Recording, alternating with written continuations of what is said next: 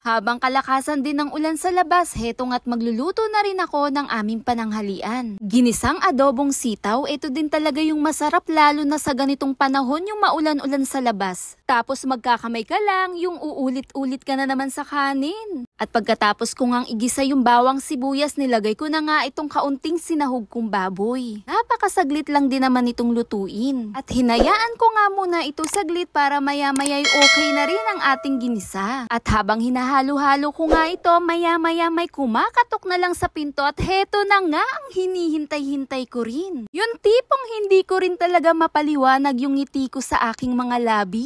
At inilapag ko nga muna ito saglit sa mesa at binalikan ko nga muna ang aking niluluto. Dahil kompletong sangkap na rin at timplado na rin to, maya-maya luto na rin at tamang-tama sa pananghalian. Heto na nga, unboxing na nga natin yung in-order ko din talagang sipi. Ito ba'y para sa akin? Pero hindi po, ito'y para sa inyo. Dahil ito yung buwan na darating ng aking kaarawan. Yung hindi ko rin talaga inaasahan na napapalapit na rin talagang umabot sa 100k.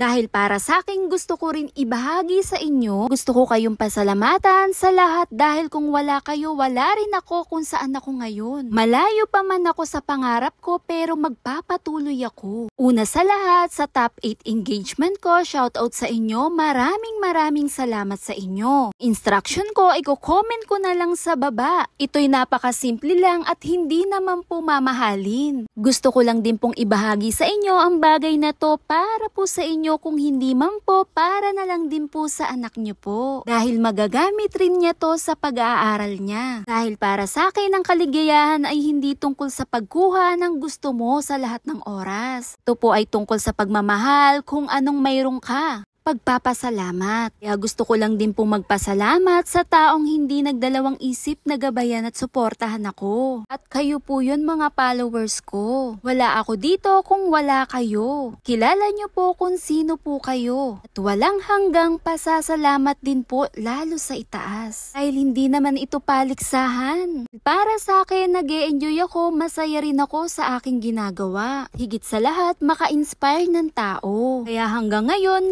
patuloy lang din ako kung paano yung sinimulan ko. Di pa man ito ang tagumpay, nagsisimula pa lang ako. Tupadin din ang mga pangarap ko. Gusto ko lang din i-share yung journey ko. Salamat po sa mga patuloy na pagsuporta nyo, naway nandyan pa rin kayo hanggang dulo. Ang simpleng biyayang ito, ibabahagi ko po sa darating na aking kaarawan sa October 29 po. Ilalagay ko na lang po sa comment section ang instruction po. Maraming salamat po sa inyo. Di po naging madali ang pagpasok ko sa ganito pero pinagsikapan ko at hindi po ako sumuko.